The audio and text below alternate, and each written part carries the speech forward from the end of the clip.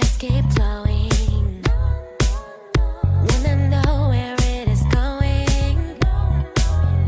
All my memories are now blurred, but yeah, I can move this world.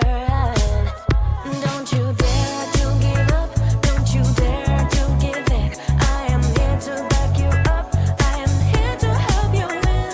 Don't you give them control, don't you let them decide. You're not here to grow, you are here to fly. Don't you dare to give up, don't you dare to give in.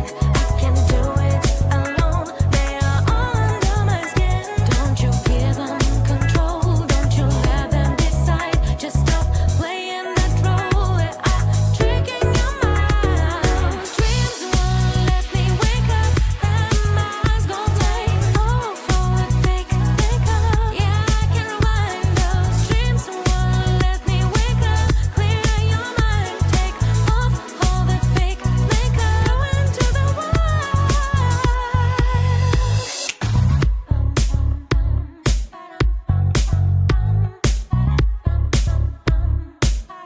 No more doubt, I lose myself in this ocean of lies.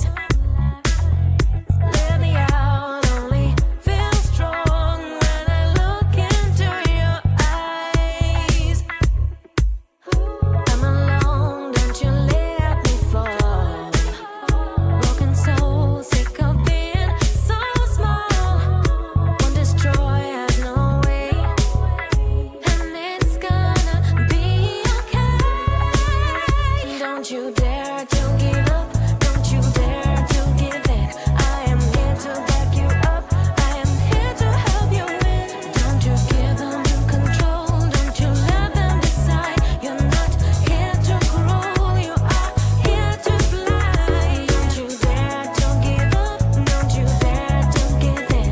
I can do it alone, they are all under my skin. Don't you give them control, don't you let them decide. Just stop playing that role, they are tricking your mind. I'll tell you what you have to do.